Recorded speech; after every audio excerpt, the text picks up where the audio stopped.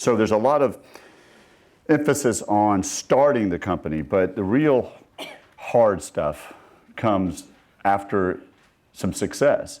And so the skills and the behaviors it takes to start a company, is that the same as it takes to scale it and grow it?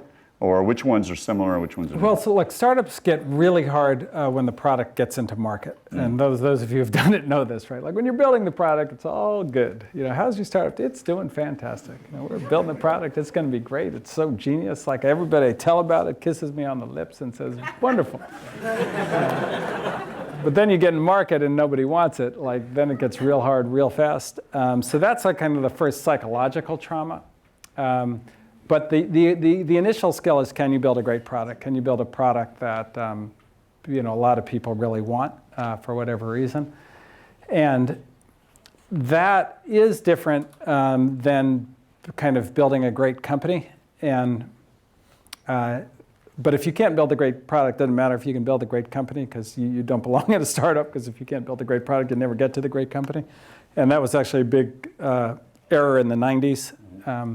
And a lot of the lean startup methodology and so forth came out of the mistakes that were made in the 90s, where they'd bring in a professional CEO really early on who didn't know how to build a great product and would, you know, build the company to a giant size and burn up all the cash.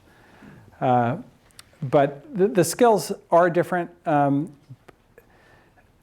But you know, like management is a learned skill. It's not like nobody was born a great manager. And I think that's one of the things people run into is, you feel like, oh, well, you know, like that person over there just seems like such a natural manager, but like it's not, nobody's really that natural at it. It's an unnatural. What you know now. Oh yeah, it's a very unnatural job. Like, you know, like, so I'm having this conversation with you, and if I, you know, like if I stopped you and it's like, Tom, you know, like the way you asked me that question, like it was okay, but like you didn't really have the right emphasis at the end. And go back and practice and come back tomorrow and do it again. Like if I said that to you, you would be like, that guy's an asshole. And so like anthropologically, like you don't want to do that, because if everybody doesn't like you, then they're going to feed you to the lion or whatever.